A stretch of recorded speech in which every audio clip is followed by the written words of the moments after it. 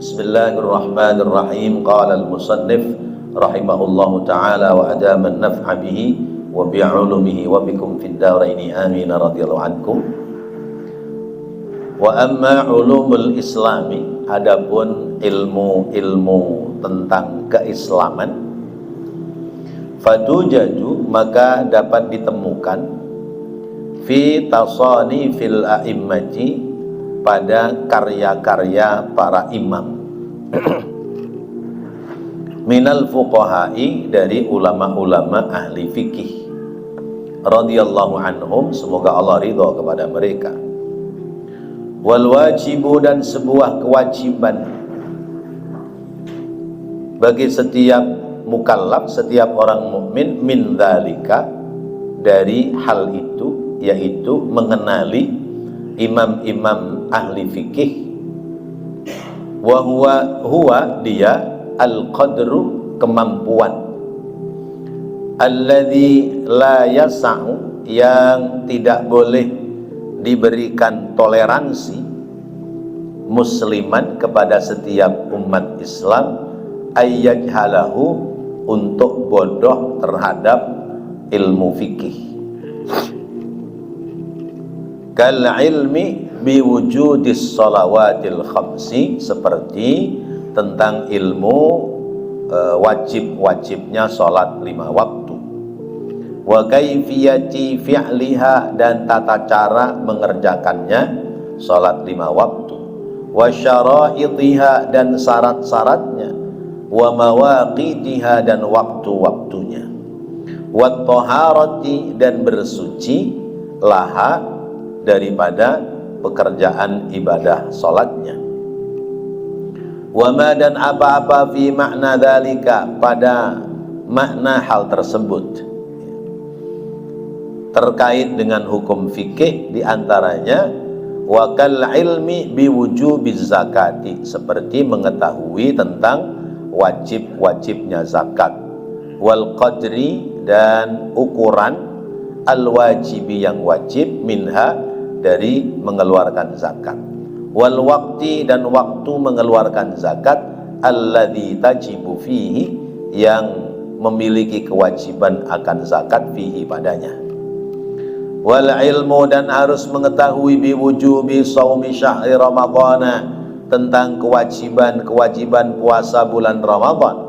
Wa syara'itis shaumi, dan syarat sahnya puasa. Wa mubtilatihi, dan yang membatalkan puasa. Wal ilmu, dan harus mengetahui pula biwujubil haji, tentang kewajiban ibadah haji, alal mustati'i, atas orang yang telah berkemampuan untuk ibadah haji. Wa syurutil istita'ati, dan syarat-syarat istita'ah, kemampuan dalam melaksanakan ibadah haji. Wabil jumlati, dan jumlah keseluruhannya, artinya kesimpulannya, fayajibu, maka wajib, alal muslimi, atas setiap umat Islam, ayya'lama, untuk mengetahui, biwujubi jami'il wajibati al-ainiyati, yaitu kewajiban,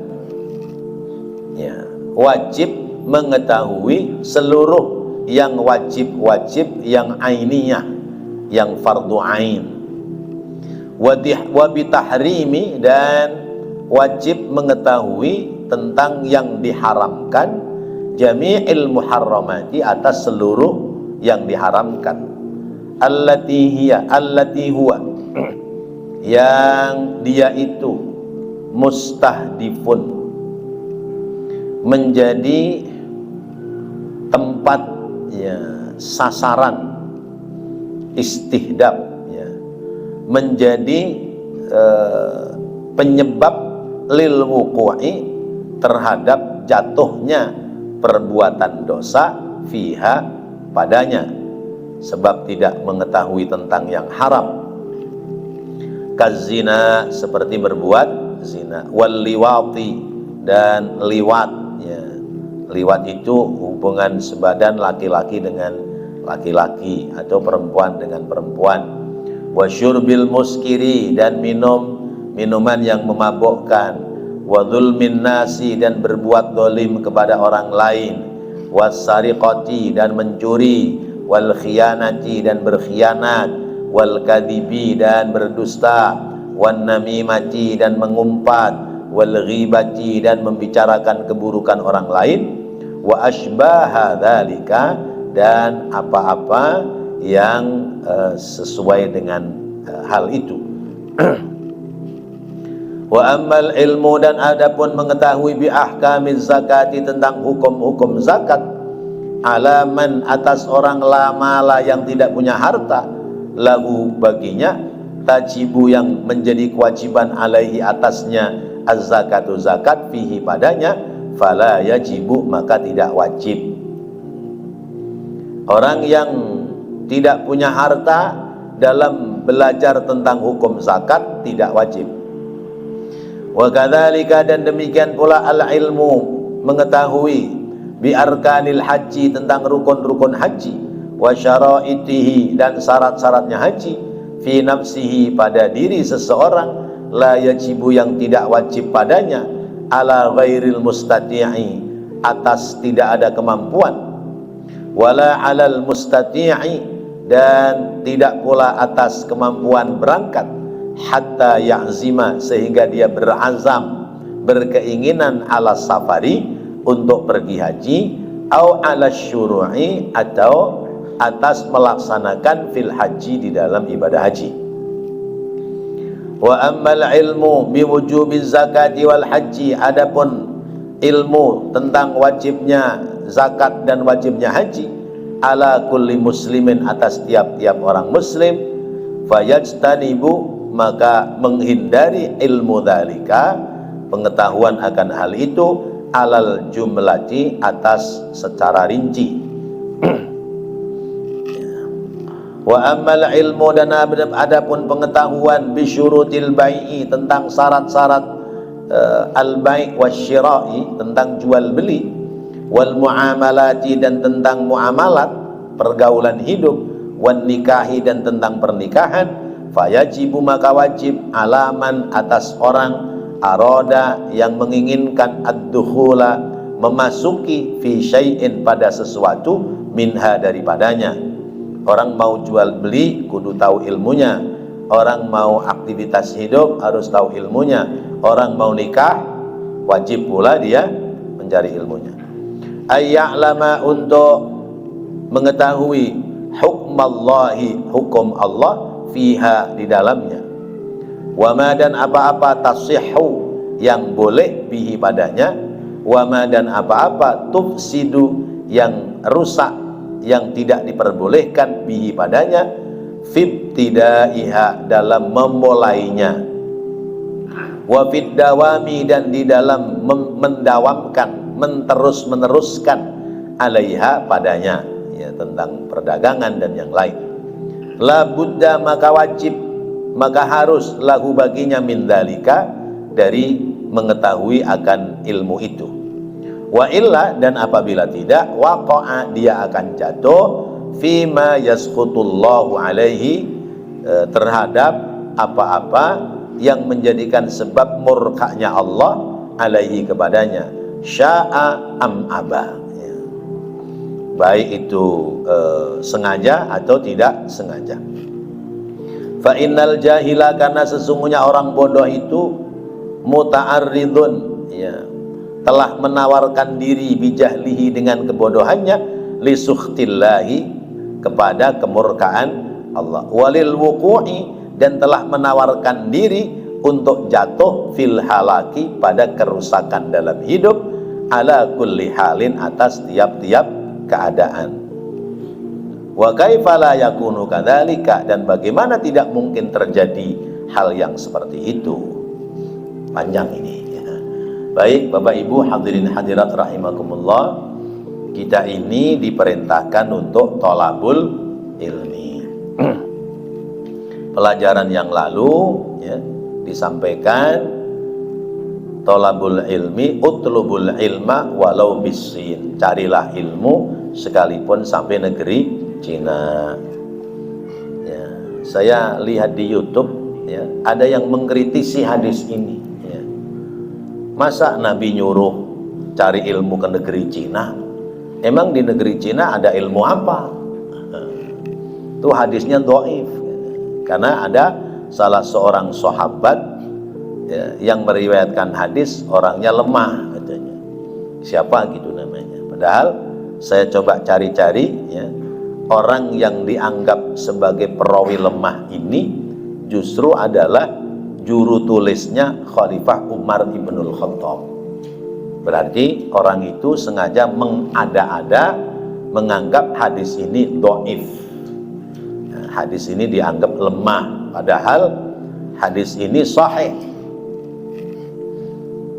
Memberikan makna kepada kita ya, sampai ke negeri Cina saja kalau urusan ilmu harus dikejar, apalagi di kampung sendiri. Nah ini boro-boro sampai ke negeri Cina, di kampung sendiri digelar ilmu aja ogah pada datang ya. Ya. Apakah memang sudah mengerti, atau karena malas, atau karena yang lain? Wallahu a'lam. Karena urusan orang tidak mau ngaji itu ada beberapa hal. Pertama ya, judul materinya nggak asik, judul materinya nggak asik, nggak menarik, jadi males. Yang kedua, guru yang ngajar nggak enak, nggak nyaman, itu orang males datang ya. Yang ketiga, apa namanya, penyelenggaraannya tidak mewah, jadi tidak level, akhirnya malas. Yang keempat, apa kira-kira? Dasar orang itu memang kagak mau ngaji. Tuh, dasarannya dia nggak mau ngaji. Kalau dasarannya nggak mau ngaji, diapain juga nggak bakalan mau ngaji. Ukurannya itu. Makanya kan orang nggak mau datang ngaji itu ada berapa M itu ya. Kalau yang pemula itu M-nya malu. Orang mau datang ngaji malu karena belum pernah datang ngaji, takut begitu datang ngaji ditumben-tumbenin sama orang-orang di musola. Tumben lu ngaji, ada apa nih? Nah, itu jangan-jangan mau ngundang ente atau nyalon RT ente baru datang ngaji. Iya, mau nyalon RT ya rajin ngaji, musola sini datang ngaji, masjid sono ngaji, masjid sono ngaji. Mau nyalon RT, udah jadi RT kagak ngaji lagi. Yang kedua ya, itu malu mula-mula ya. Yang kedua itu malas ya. Orang tidak datang ngaji karena malas ya. Malas saja. Lu ngapa kagak ngaji? Malas. Ya itu tadi ya. Nggak menarik ya. Pengajiannya bab wudu terus ya. Dari zaman dulu wudu aja, istinja aja. Orang udah sampai ke bulan dia masih ngurusin air. Ada yang modelnya begitu. Nah yang ketiga yang parah, M ketiga, masa bodoh ya. Lu rumah dekat musola, lu orang pada jalan ngaji yang jauh-jauh, lu kagak ngaji, masa bodoh amat ya. Masa bodoh, kalau udah masa bodoh udah repot ya. Ya. Padahal sebelum kita di ngajiin, kita harusnya datang ngaji, karena nanti kita bakal di ngajiin kita. Iya, bakal di ngajiin nggak? Kalau udah meninggal malam pertama di ngajiin nggak? Ngajiin sampai 7 hari iya. Nanti 40 hari, nanti 100 hari minta di ngajiin. Banyak orang ya, yang model begitu, ngaji nggak mau, tapi begitu mati minta di ngajiin. Ya Allah. Nah, kita sebagai orang Islam wajib mengetahui tentang ulumul Islam. Sebagai orang Islam wajib mengetahui tentang ilmu-ilmu keislaman. Ilmu keislaman wajib kita ketahui. Garis besarnya 3. Pertama adalah ulumut tauhid, ya. Ilmu yang terkait dengan tauhid, dengan akidah, ya. Atau ilmu arkanul Islam, arkanul iman, ya. Ilmu yang terkait dengan rukun-rukun iman. Itu wajib kita tahu, ya. Rukun iman yang pertama apa? Percaya adanya Allah, ya. Kalau percaya adanya Allah, kalau orang tanya, memang Allah ada? Ada di mana? Bisa jawab nggak kita? Ya. Allah ada? Ada. Yakin? Yakin. Di mana adanya Allah? Bagaimana jawabnya? Ya. Nah, ini menjadi perdebatan oleh ulama ahlul kalam, ya. Ulama-ulama tauhid. Ada yang mengambil dalil dari Al-Quran, Ar-Rahmanu 'alal arsy istawa. Allah zat yang maha rahmat bersemayam di atas arsy. Berarti Allah itu adanya di arsy. Oh, ada yang berpendapat seperti itu. Nah, ada pula ayat lain selain daripada Allah itu berada di arsy, ya. Seperti misalnya apa yang diucapkan oleh Nabi Allah Ibrahim alaihissalam, ya. Ya. Ketika beliau di Babilonia itu tidak kerasan, ya, karena bertemu dengan Raja Namrus, lalu dia meninggalkan negeri Babilonia, ya. Kemudian beliau mengatakan, saya akan datang kepada Allah supaya saya mendapati hidayah. Ya. Apa itu ayatnya? Yang belakangannya sayati, ya. Saya akan datang kepada Allah supaya saya mendapat hidayah. Maka berangkatlah Nabi Ibrahim dari Babilonia ke negeri Palestina, mau datang kepada Allah. Berarti Allah adanya di Palestina dong. Itu. Maka terkait dengan tempat, tempat itu adalah ciptaan Allah, sehingga Allah itu tidak butuh dengan tempat. Kalau Allah bersemayam di atas arsy secara zahir, sekarang sebelum arsy diciptakan, Allah tinggal di mana? Kan itu menjadi pikiran kita, ya. Saya tinggal di rumah saya. Lalu sebelum saya tinggal di rumah saya, sebelum rumah saya bangun, saya tinggal di mana? Ya. Oh, ngontrak, ya, ngontrak. Nah, terus itu berarti kita butuh tempat. Lah kalau Allah itu bersemayam di atas arsy, sebelum arsy diciptakan, Allah ngontrak di mana? Ya. Emang ada tempat buat ngontrak Allah? Ya. Maka Allah itu tidak butuh tempat, ya. Allah tidak butuh tempat, maka Allah tidak menempati pada satu tempat. Adapun disebutkan Ar-Rahmanu 'alal arsy istawa, Allah bersemayam di atas arsy, itu artinya bahwa Allah menguasai makhluknya namanya arsy. Dan arsy itu adalah makhluk Allah yang terbesar. Jadi di sini ada keterangannya, atau di tafsir Al-Quran ada keterangan tentang bahwa makhluk-makhluk Allah di luar angkasa sana itu luar biasa banyak. Nah, berarti Allah tidak butuh tempat. Maka faham Asy'ariyah, ya, itu menciptakan aqaid atau akidah tentang sifat-sifat Allah, wujud, qidam, baqa, mukhalafatu lil hawadisi, qiyamuhu binafsihi, wahdaniyat, qudrat, iradat, ilmu hayat, dan seterusnya. Allah itu wujud, ada, tapi wujuduhu, ya, kawujudina, adanya Allah tidak seperti adanya kita. Allah itu wujud permulaan tapi tidak ada awalnya. Kalau kita ada awalnya. Allah itu wujud, tidak akan ada akhirnya, sementara kita pasti bakal ada akhirnya. Allah qidam, Allah terdahulu. Ini nanti kudu ngaji nih kitab ini nih, ya. Ya, kita siapkan nanti kalau kitab yang mana yang hatam duluan, apa tafsir apa kitab ini. Tafsir nggak tahu kapan hatamnya. Iya. Iya.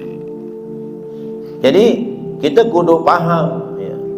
Allah itu qadim, terdahulu. Dahulunya Allah tidak ada permulaan, terakhirnya juga tidak ada permulaan.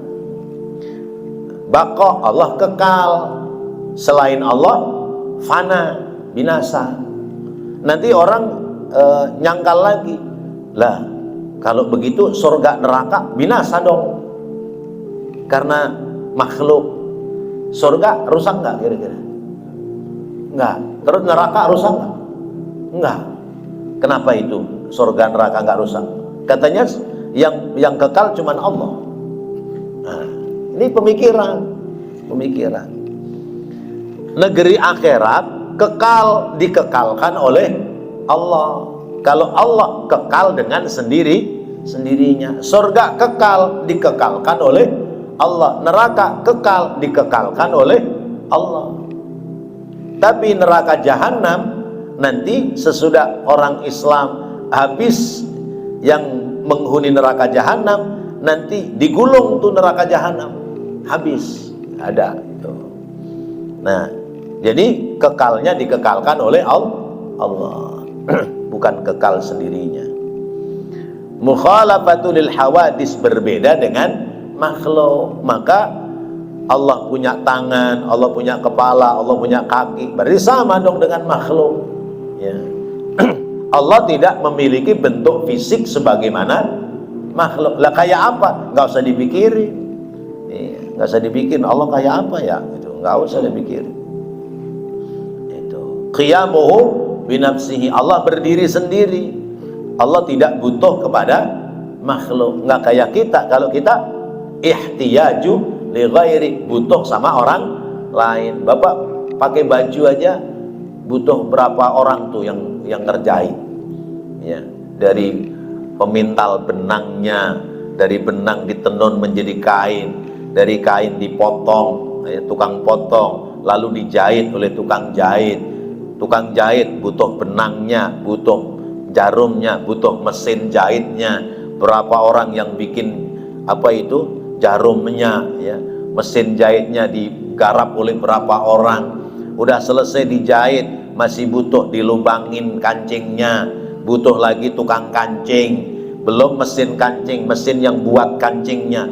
Berapa manusia itu sampai kita bisa bikin baju, masya Allah. Tuh, namanya ihtiyaju li ghairi, kita itu butuh sama orang lain. Maka jangan sombong, gua gak butuh sama dia, gak bisa, ya. Qiyamuhu binafsi, wahdaniyat, qudrat, iradah, dan seterusnya, ya. Nah itu sifat-sifat Allah, ya. Allah di mana? Allah nggak di mana-mana, ya. Ya. Jawabnya bagaimana? Dimanapun ada Allah. Aina Allah, di mana Allah berada? Dimanapun ada Allah. Begitu jawabannya. Kamu yakin ada Allah? Yakin. Terus yakin ada? Yakin ada. Terus di mana? Jawabnya apa? Dimanapun ada Allah. Jangan dibilang Allah di mana-mana. Banyak dong berarti, ya. Di mana saja ada Allah. Karena apa? Kata Allah, fa ainama tuwallu fasamma wajhullah. Di mana saja kamu menghadap, maka di situ ada Allah Subhanahu wa taala. Itu baru tentang Allah, ya. Belum tentang malaikat, tentang yang lain itu nanti insya Allah lah kita bahas kitabnya. Nah itu namanya ilmu tentang akidah, ya. Meyakini akan zat Allah. Lalu ilmu tentang syariat terkait dengan hukum-hukum fikih, itu yang dijelaskan di sini, ya. Ada tentang sholat, ya. Terkait dengan sholat, tata cara wudhunya kudu tahu, ya. Sebelum wudhu istinjaknya kudu ngerti, ya. Sholat itu bagaimana, apa saja yang menjadi syarat sahnya sholat, mana rukun-rukun sholat, mana rukun fi'li, mana rukun qauli. Kan sudah pernah kita bahas, ya. Kitabnya sudah hatam itu, ya. Tahu masih pada ingat apa enggak? Dulu kita bahas kitab Fathul Qarib, ya. Nah itu wajib tahu kita, ya. Sholat itu ada berapa waktu, waktunya kapan, itu kudu tahu. Tentang zakat, bagaimana cara zakat, berapa harta yang harus dizakati, apa saja harta yang dizakati, terus bagaimana dengan orang yang tidak punya harta untuk dizakati, wajib tahu nggak tentang ilmunya zakat? Tahu, wajib, tapi global, tidak secara rinci, karena tidak mau dipraktekkan. Tentang puasa, semua orang wajib tahu ilmunya puasa, karena semua orang mengamalkan ibadah puasa. Urusan ibadah haji, orang haji ilmunya kita boleh tahu, tapi global, karena belum mau dipakai buat ibadah haji. Tapi kalau nanti kita mau berangkat ibadah haji, maka ilmu tentang ibadah haji harus tahu secara rinci. Itu terus begitu. Nah itu namanya ilmu terkait dengan apa tadi? Ibadah. Ada ilmu terkait dengan akidah, keyakinan, ada ilmu terkait dengan ibadah. Kalau orang mengerti ilmunya ibadah, maka insya Allah ibadahnya jadi benar, ya. Tahu tentang tata cara sholat, kalau dia sudah tahu sholat, tata caranya sudah benar, syarat rukunnya tahu, sholatnya jadi sah. Nah kalau ilmunya nggak pernah dipelajari, dia sholat, sah nggak kira-kira sholatnya? Kalau tidak terpenuhi syarat rukunnya, sholat kita menjadi tidak sah. Tuh. Cuman sayangnya yang sholat banyak, yang ngaji, itu kenyataan, ya. Giliran sholat masjid penuh, semua sholat penuh. Giliran ngaji, ya, dikit, ya Allah. Ya, kita sih baik sangka aja, barangkali udah pada ngerti kali tentang ilmunya sholat. Udah pada pinter-pinter. Nah itu tentang sholat, tentang zakat, tentang puasa, tentang haji. Orang harus tahu, karena itu adalah kewajiban yang akan kita laksanakan. Kewajiban yang harus kita laksanakan, kita harus tahu. Karena ternyata semua itu harus ada ilmunya.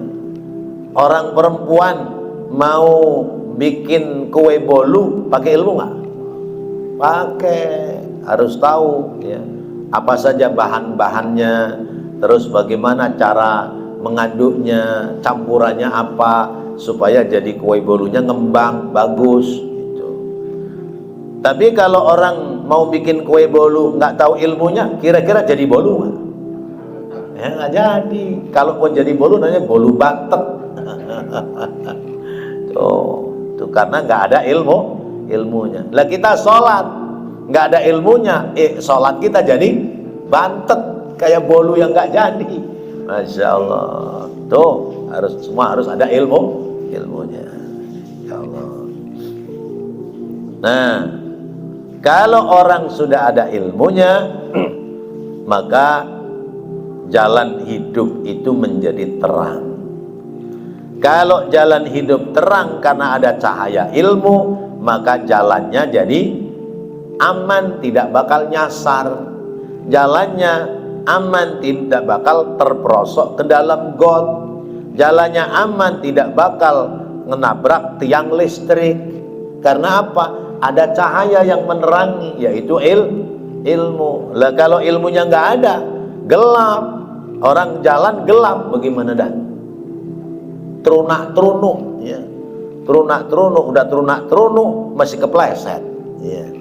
Masih nabrak orang dorong gerobak, masih ketabrak tiang listrik, ya.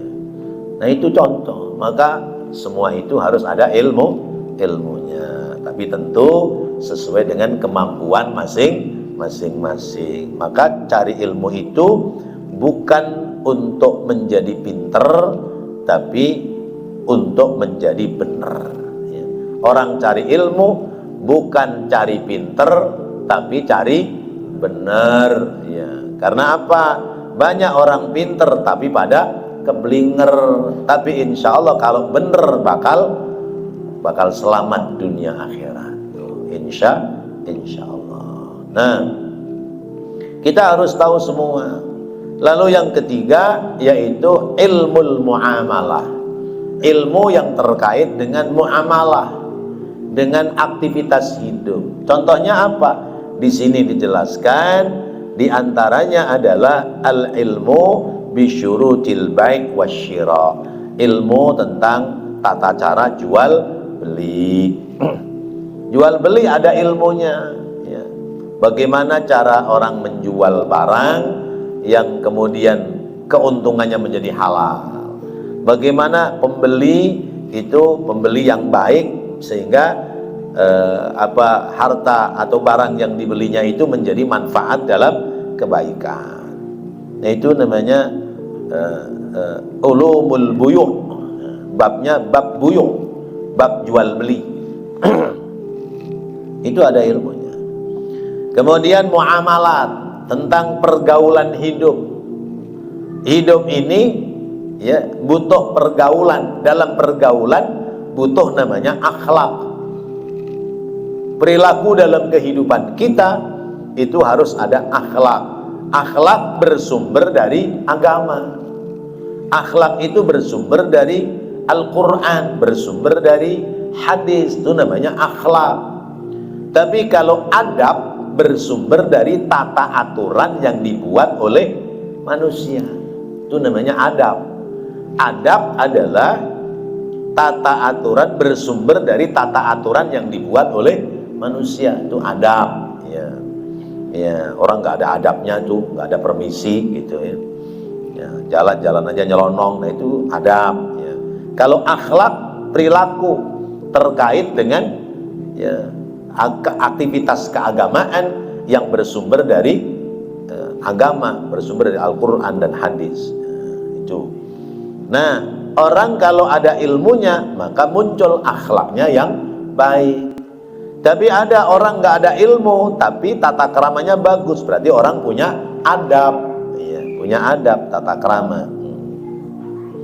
Itu. Jadi ada akhlak, ada adab. Itu namanya ilmul muamalah, ilmu terkait dengan aktivitas hidup. Ketemu orang harus senyum, ucapkan salam, atau bertemu gapluk ya bersalaman.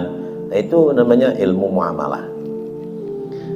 Lalu ilmu tentang munakahat, ilmu tentang pernikahan. Sekalipun ini masuk dalam kaidah fikih, tapi dalam pernikahan itu kata Allah, wa'ashiruhunna bil ma'ruf. Pergaulilah istrimu itu dengan cara-cara yang ma'ruf. Ma'ruf itu kebaikan yang bersumber dari adat masyarakat. Ya. Kalau kebaikan yang bersumber dari Al-Quran namanya al-khair. Ma'ruf itu kebaikan yang bersumber dari tata aturan di masyarakat. Ya. Contoh, ya, yang wajib dalam suami, dalam laki-laki dan perempuan, suami istri adalah ijab qabul akad nikah. Ya. Akad nikah wajib. Lalu resepsinya wajib apa sunnah? Sunnah. Ya. Cuman kadang-kadang yang sunnah seperti wajib, yang wajib malah tidak seperti wajib. Ya. Padahal kata Nabi, a'linun nikaha walau bisyatin, ya. Kabarkan pernikahanmu sekalipun dengan syate. Ya. Syat itu qit'atun minal laham, sepotong daging. Ya. Bikin selamatan, undang orang-orang, sampaikan informasi bahwa kamu sudah nikah supaya tidak dianggap kumpul kebo, dianggap ditangkap Pak RT. Ya. Kalau nikah diem-diem kan begitu istrinya dibawa pulang kan grebek, dikira belum nikah gitu. Maka ada ta'lim, ya. ada informasi yang disampaikan, itu munakahat. Jadi itu tentang munakahat. Maka munakahat masuk pula pada tata aturan. Di samping memang itu ada kaidah hukum fikih, di dalamnya juga ada kaidah tentang muamalat, aktivitas dalam kehidupan kita. Ada undang mengundang, ada perjamuan, ya, ada tali silaturahim, itu antara lain halal terkait dengan munakahat. Maka kudu tahu dalam pernikahan dan resepsi mana yang wajib, mana yang sunnah, mana yang dibolehkan, mana yang tidak dibolehkan. Sekarang kan campur aduk, ya. Ijab kabulnya akad nikah pakai cara Islam, selesai bawa pulang resepsi dangdutan, ya. Biduannya seronok, ya. Pakainya celana pendek, ya. Kaosnya ketat, ngeliak-ngeliuk joget di atas panggung. Bagaimana Datu? Nah itu berarti kan campur aduk. Tapi katanya biasa Ustadz, kan zaman sekarang kalau nggak begitu nggak rame. Masya Allah. Nah itu contoh, ya. Maka kita harus berhati-hati. Allah sudah menyebutkan wala talbisul haqqa bil batil wa taktumul haqqa wa antum ta'lamun. Janganlah kalian mencampur adukkan antara yang hak dengan yang batil. Kita harus tahu tentang hukum-hukum Allah, ya. Ya, supaya hidup ini menjadi maslahat. Kalau kita tidak tahu tentang hukum-hukum Allah, maka yang ada adalah mafsadat, kerusakan. Orang dagang nggak tahu hukum Allah, akhirnya jatuh pada hukum riba. Orang dagang tahu pada hukum Allah, maka terhindar dari hukum riba. Terus seperti itu. Nah itu keperluan kita beragama, ya. Jadi pertama adalah tentang ilmu tauhid, ilmu akidah. Yang kedua adalah tentang ilmu syariat, ya, ilmu tentang tata cara ibadah. Yang ketiga adalah tentang ilmu terkait dengan muamalah, aktivitas kita dalam kehidupan sehari-hari. Kalau itu sudah kita lakukan, maka kita akan sampai kepada mardhatillah. Tapi kalau itu kita tidak lakukan, lalu kita jatuh kepada kesalahan-kesalahan, maka kita akan sampai kepada sukhtillah, akan sampai kepada kemurkaan Allah Subhanahu wa ta'ala. Wallahu a'lam bissawab. Maka mudah-mudahan dengan kajian-kajian seperti ini semakin menambah wawasan kita tentang pengetahuan agama, sehingga kita tidak salah dalam melangkah mengisi perjalanan kehidupan kita sehari-hari. Amin ya Allah ya Rabbal alamin. Rabbana taqabbal minna innaka antas sami'ul alim wa tub alaina innaka antat tawwabur rahim. Rabbighfir warham wa anta khairur rahimin. Wa sallallahu ala sayyidina Muhammadin wa ala alihi wa sahbihi wa sallam. Walhamdulillahi rabbil alamin. Wassalamu alaikum warahmatullahi wabarakatuh.